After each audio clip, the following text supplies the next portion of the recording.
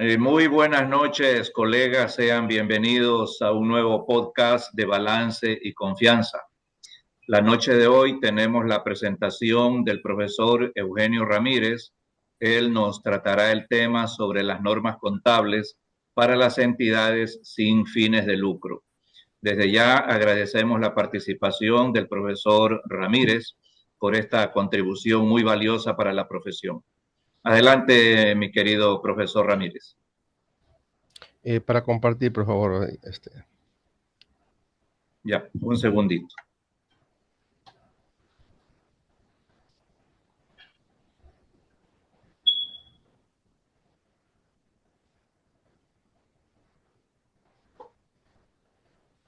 Ahí está. Ahora sí. Adelante, profesor. Correcto.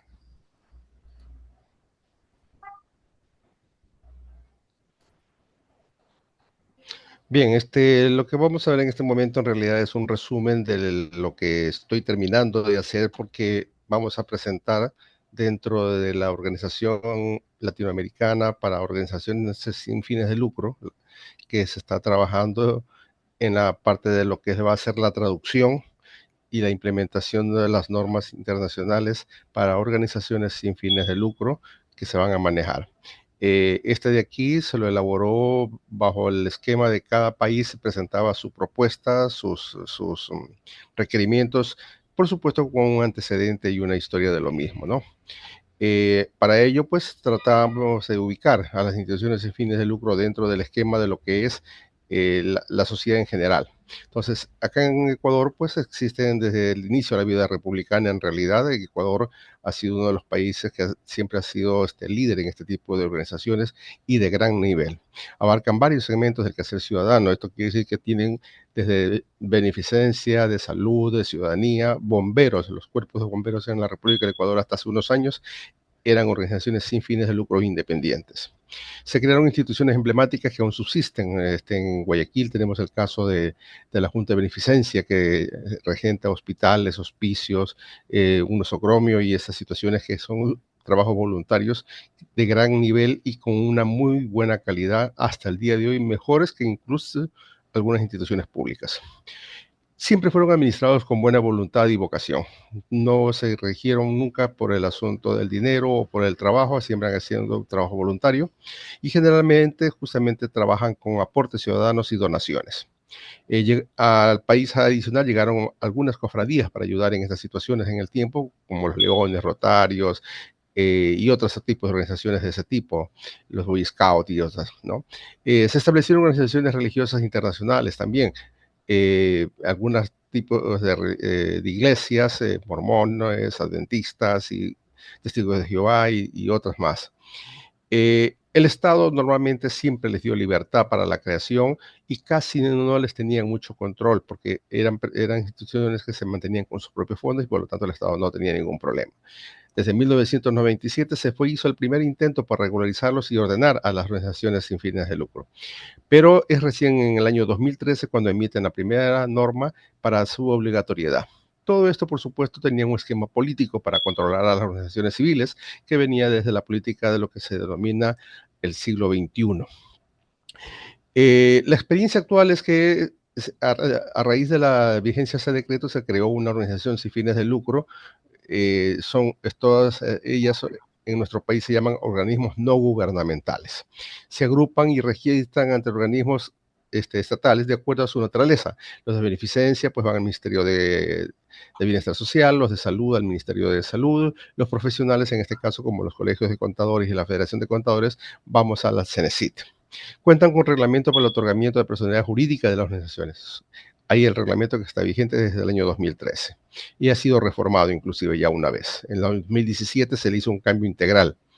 Este reglamento solo norma la creación, renovación, los estatutos y directorios y la disolución de las organizaciones. No tiene mayor control, no tiene mayor exigencias en los tipos de evaluaciones. Ninguna ONG está obligada a rendir cuentas al Estado, a no ser a sus propios organismos internos.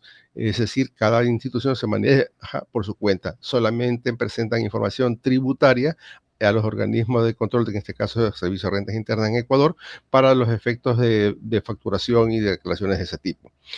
Y Dependiendo del control, se verifica la pertenencia. Solamente el asunto quiere decir el asunto de los socios. Hay ciertas organizaciones donde se llevan controles. Por ejemplo, los colegios profesionales se llevan los controles porque luego se hacen las elecciones y de esa manera se sabe qué socios están participando. ¿Cuál fue la situación muy especial que se presentó en Ecuador? Y esto se dio recién en los últimos meses, en el mes de febrero. Un grupo de asambleístas presentaron un proyecto de ley para eliminar el reglamento y crear una ley orgánica a ese nivel para poder tener el manejo y el control de las organizaciones. Este proyecto en realidad tenía una parte muy especial, ya que se lo trató de justificar para que se exista mayor controles por este asunto de la prevención del lavado de activos y del financiamiento de terrorismo, que son recomendaciones que está en el GAFI, pero no era tanto ese el asunto, ¿no? Más bien se generaron requisitos para el caso de organizaciones internacionales, sean de esta social o de otra naturaleza. La idea es evitar que ingresen más organizaciones al país según lo que se manejaba en esa ley. Lo que sí se enfatizaban eran controles de participación social y política. Había sanciones muy fuertes para las personas que por algún motivo hablaran algo sobre política, principalmente para las organizaciones religiosas. Se señaló a la Contraloría General del Estado como organismo fiscalizador en la parte económica y en caso de liquidación todos los bienes pasaban a control del Estado a través del ministerio que tenía el manejo o el control de estas organizaciones. ¿Qué se espera ahora con el Ecuador? Está por salir ya la publicación oficial de las normas internacionales de organización sin fines de lucro, mediante las cuales se van a normar muy parecido a lo que tienen en este momento para la NIF, para las pymes, solamente que va a manejárselo estrictamente en el campo de lo social. Una vez que se hagan esto, pues se trata de hacer, se buscará hacer un encuentro con el Estado para que de esta manera el gobierno deje sin efecto ese reglamento y cree una legislación, pero que vaya acorde con estas normas que vienen, traen mucho de la parte económica, de la parte contable, de la parte financiera, pero también tiene partes administrativas. Para que de esta manera sea pues algo obligatorio, ¿no? A través de estas nuevas normativas se trataría de crear un organismo único que sepa y conozca del manejo de estas instituciones, ya que actualmente los ministerios dejan mucho que desear en los controles. Cada vez y cuando hay cambios de funcionarios, piden requisitos de acuerdo a como ellos crean conveniente.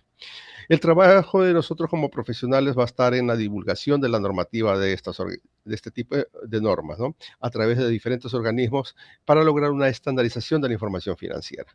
Es cierto, se debe rendir cuentas, hay que conocer cómo se manejan, porque existen instituciones que parecieran pequeñas, pero en realidad manejan una gran cantidad de fondos. En nuestro país se han dado algunos casos de corrupción en el manejo de estos fondos, principalmente cuando vienen de fundaciones internacionales que trabajan para el apoyo político. Que en nuestro país, en la parte de la sierra, pues ha habido bastante distorsión en el manejo de las fundaciones que tenían para el desarrollo de los indígenas de la sierra.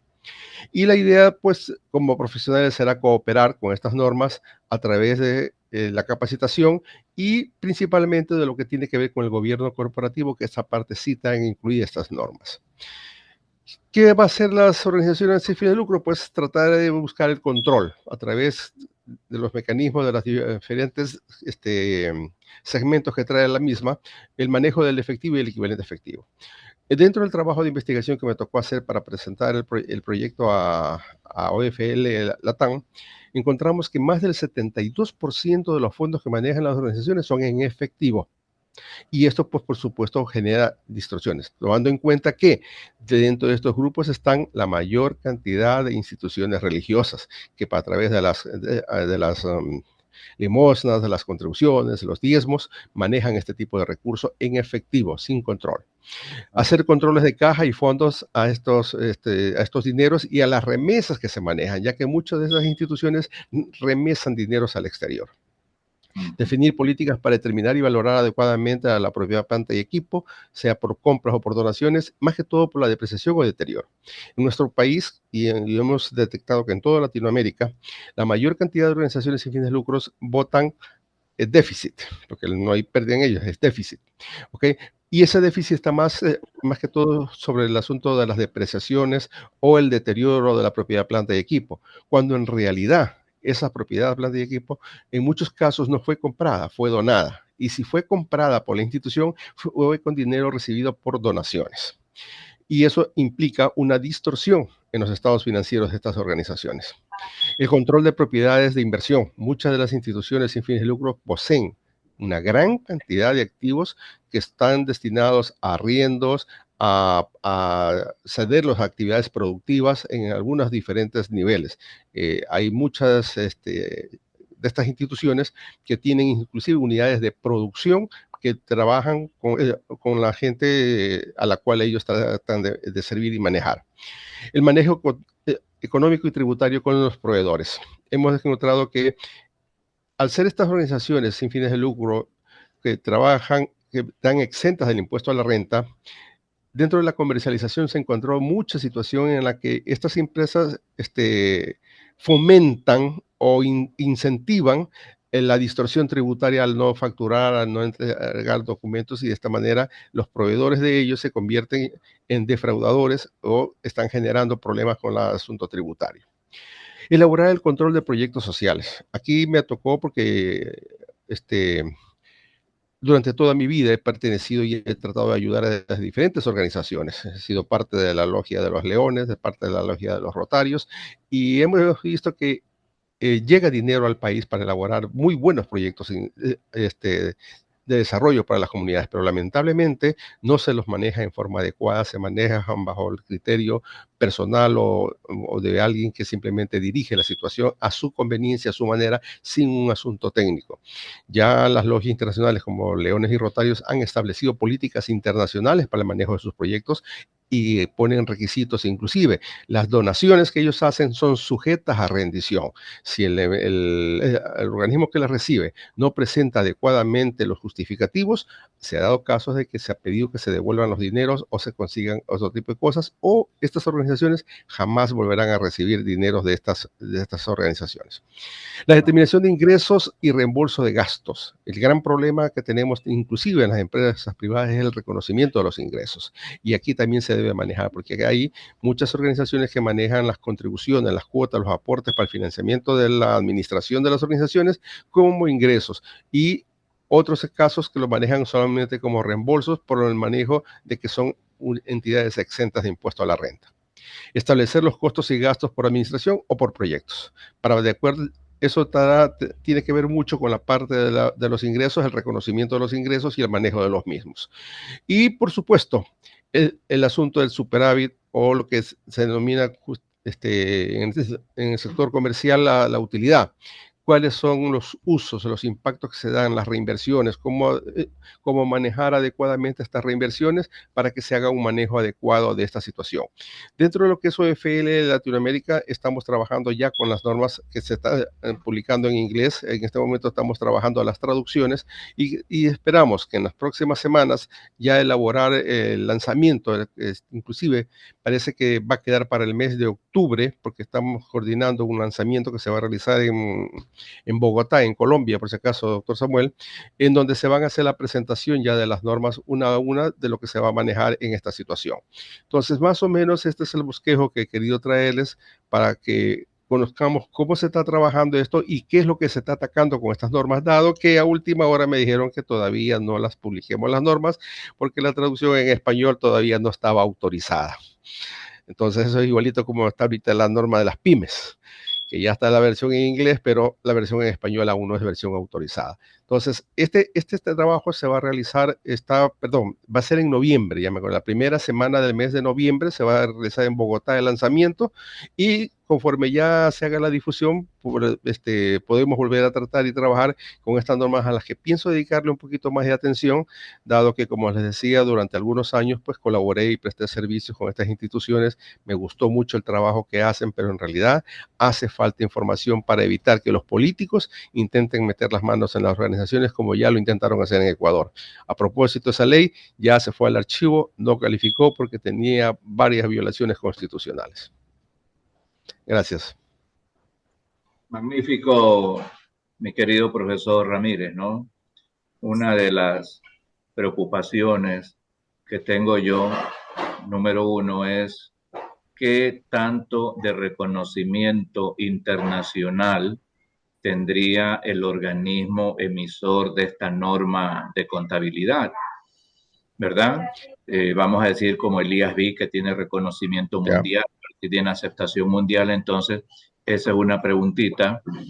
Otra cosa que me preocupa es hasta qué punto esta norma, ¿verdad? Si bien es cierto, ha servido de base la NI para las pymes para elaborar este tema, pero una cuestión aquí en el Ecuador de manera particular, el Servicio de Rentas Internas ha emitido una resolución que las demás entidades o las demás sociedades, porque esto entra en el concepto de Ujú. sociedad, dice deben aplicar de manera obligatoria la NIF para las pymes cuando el organismo o entidad de control no tiene una normativa contable. Entonces yo no sé en ese momento si a lo mejor entran en conflicto, porque a lo mejor el Ministerio de Inclusión Económica y Social va a decir, bueno, vamos a adoptar esta normativa para las organizaciones sin fines de lucro y el SRI va a exigir con esta otra normativa para la declaración tributaria. Entonces, no sé hasta qué punto, mi querido Eugenio, nos podría usted aclarar esta situación.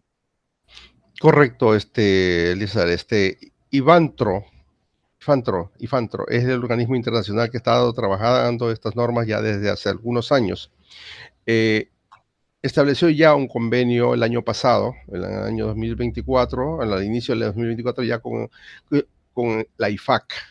Recordemos que IASB y algunas de las organizaciones que emiten las normas son organismos independientes de IFAC, pero que se regulan o que se maneja bajo la cobertura de lo que es IFAC. Entonces, IFANTRO ya estableció el contacto, el convenio con IFAC y se pasarán a formar parte, se llamarán igual normas internacionales de información financiera para organizaciones sin fines de lucro.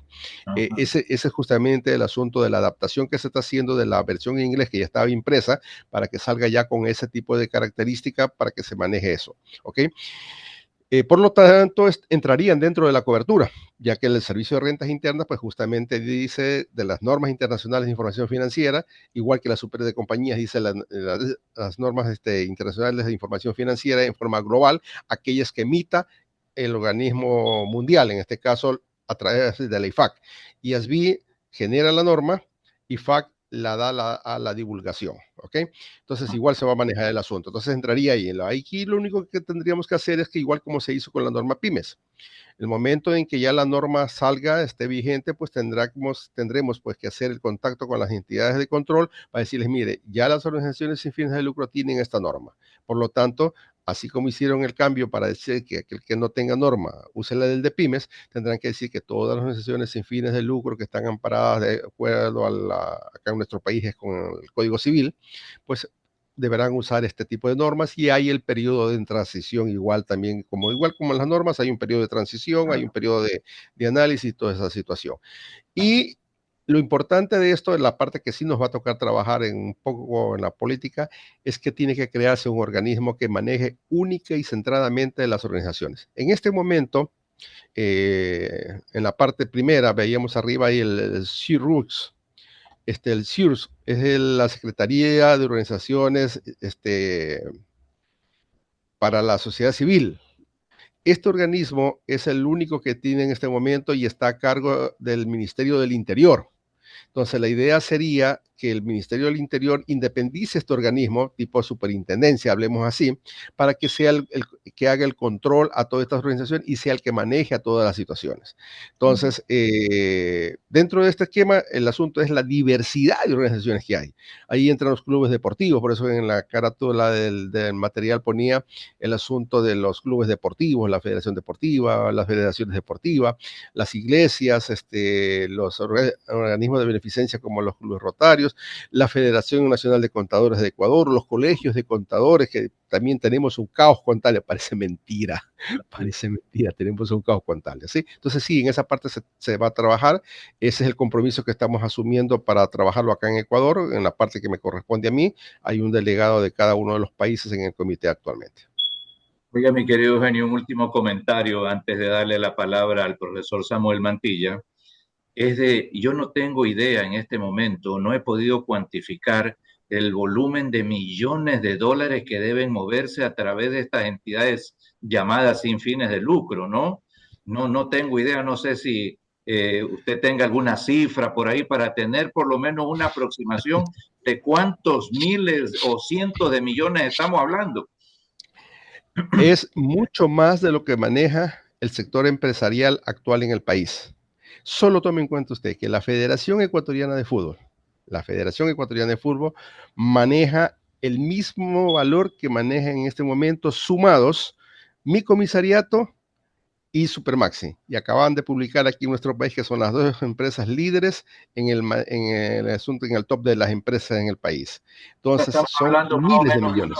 o sea, entre lo que usted menciona, estamos hablando alrededor de unos 4.000 o 5.000 millones de dólares, el último reporte que vi de las dos compañías. Sí, más o menos está cerca de los 4.000 millones lo que se está manejando en este momento sin fines de lucro, porque está la federación, está las iglesias, la iglesia mormón, adventista, testigos de Jehová, tiene inversión cualquier cantidad. Así La es, Junta de Beneficencia de Guayaquil, usted conoce toda la infraestructura que tiene la Junta de Beneficencia de así es. Guayaquil, los clubes de Leones y de Rotarios, usted los ve que están en cada ciudad, en Ujú. cada lugar. Entonces sí, hay mucho, mucho, mucho dinero. Parece Magnífico. mentira. Sí, sí, magnífico, mi querido Eugenio. Muchas gracias por su comentario. Bueno, adelante, mi querido profesor Samuel. Es todo suyo el micrófono. Muchas gracias, doctor Eliezer. Me gustó muchísimo la charla del doctor Eugenio. Se la agradezco. Eh, Reservé la primera semana de noviembre para si el doctor Eugenio, cuando venga a Bogotá, me regala un tiempo para saludarlo personalmente y de pronto invitarlo a almorzar o a cenar o alguna cosa. Creo que la charla del doctor Eugenio tendremos que continuarla la próxima vez porque dejó muchas cosas que vale la pena que la charlemos porque realmente el tema es muy importante.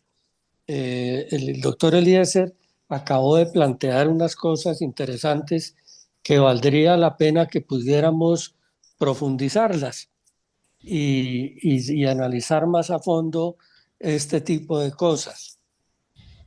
Yo participé en los procesos iniciales de la emisión de las normas internacionales de organizaciones sin fines de lucro, pero por cosas de la vida no seguí, porque veo que el gran problema que los organismos de control, por ejemplo, colombianos, no han logrado identificar es cuándo hay lucro y cuándo no hay lucro. Uh-huh. ¿Sí? Porque muchas de estas entidades que usted ha mencionado tienen actividad empresarial, pero no tienen lucro, ¿sí? En relación, por ejemplo, con la iglesia o la iglesia católica y las distintas iglesias, en Colombia ha habido una discusión muy fuerte en relación si ponerle impuestos a las iglesias.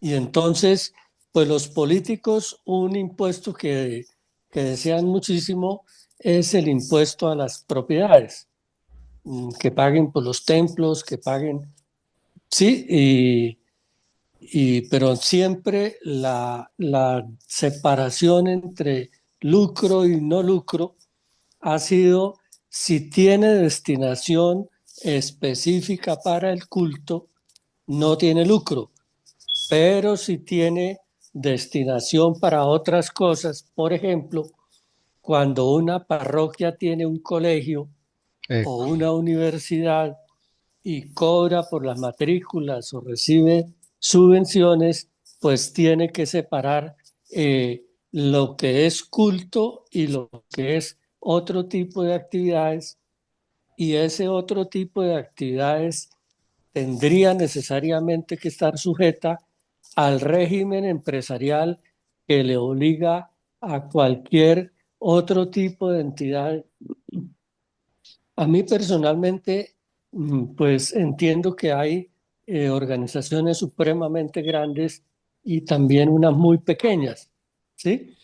Pero me parece que esa distinción es supremamente importante. Yo aquí en Colombia, cuando asisto a la misa, me di cuenta que le pusieron candado a la bolsita donde llevan las limonas, ¿sí? Otros le pusieron chapa.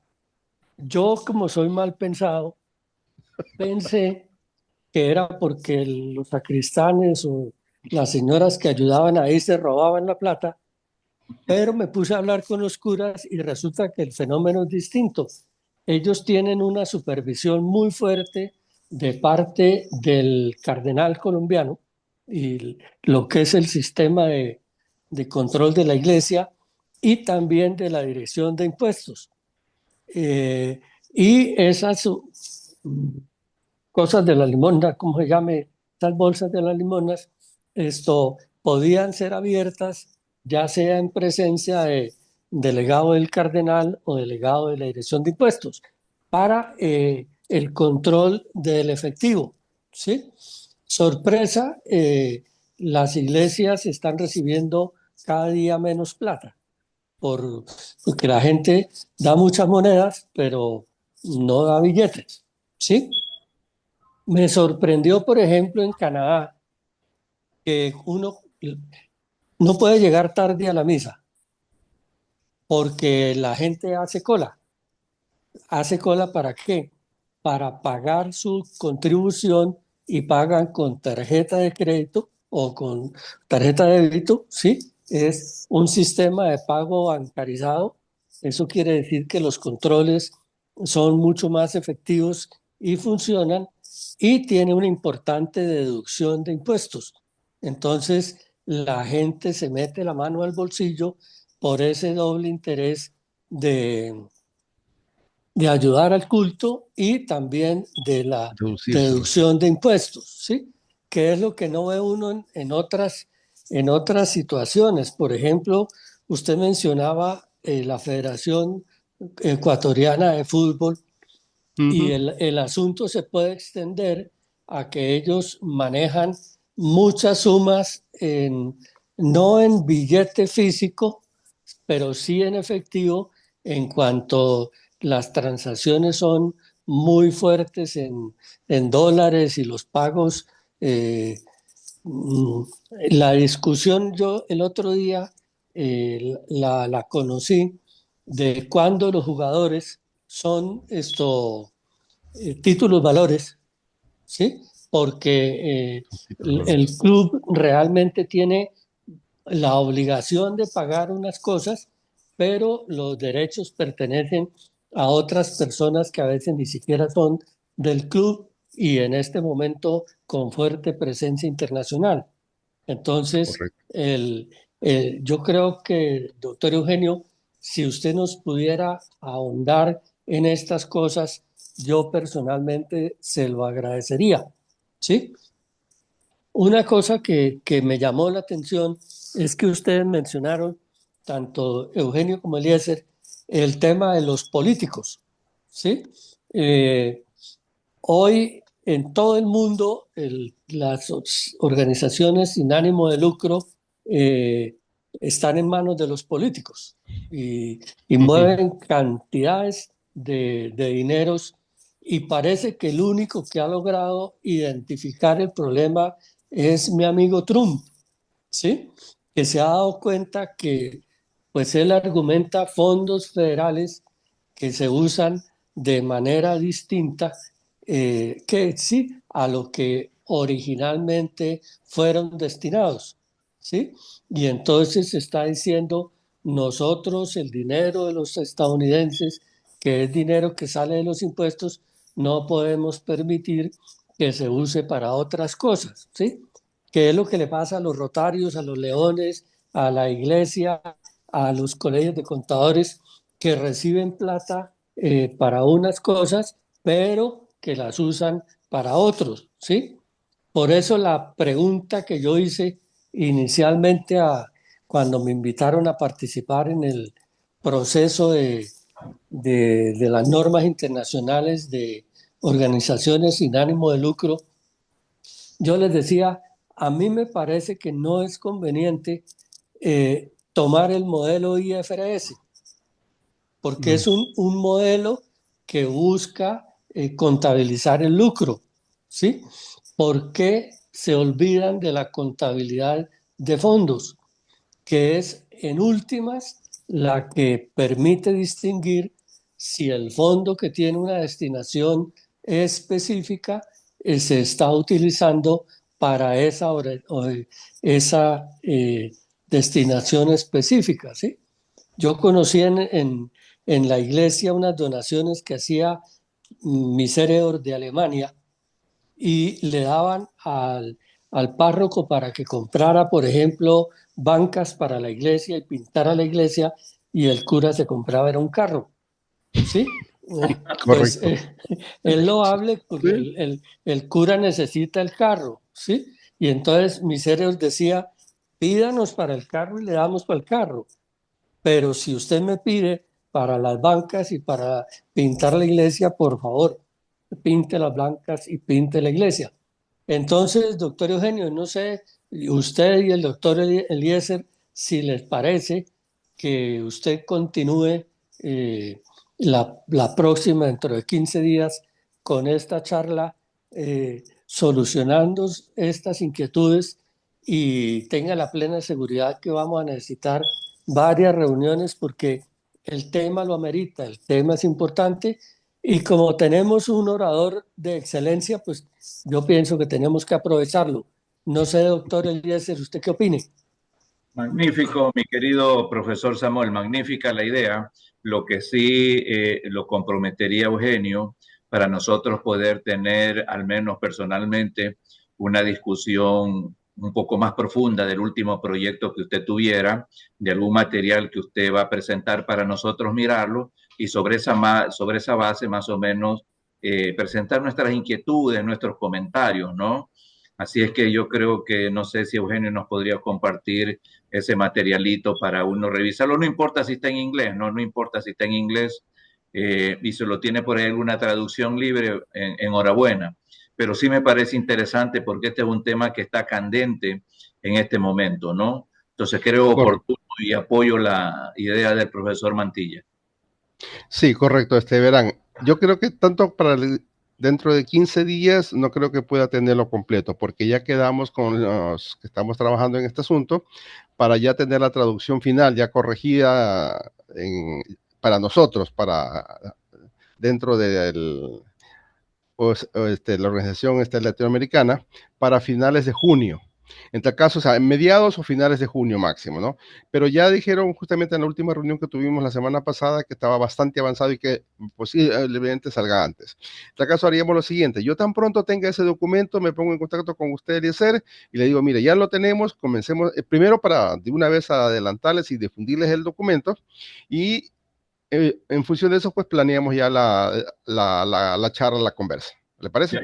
Y la versión en inglés no la podría compartir nosotros que medio le entramos al inglés por ahí. Correcto, yo la busco y se la comparto anticipadamente, ningún problema. Perfecto. Perfecto, Sí. mi querido Eugenio. Entonces, con ese compromiso, mi querido profesor Samuel, yo creo que tenemos suficiente material para conversar en las próximas reuniones, ¿no? Sí, Y bueno, es ¿alguna largo. otra cosita más que quisieran agregar para antes de cerrar el podcast? Por mi parte, doctor Eugenio, alístese. Muy bien, muy bien. Hecho. Muchísimas gracias, mis queridos amigos. Gracias, profesor Samuel Mantilla. Muchísimas gracias, profesor Eugenio Ramírez, por este aporte a la profesión. Así que será hasta una próxima oportunidad y muchas gracias, queridos colegas, por prestarle atención a estos temas que son importantes para nuestra profesión. Un abrazo a todos. Hasta Un pronto. abrazo, buenas noches. Muchas gracias, buenas Gracias. noches. Hasta pronto.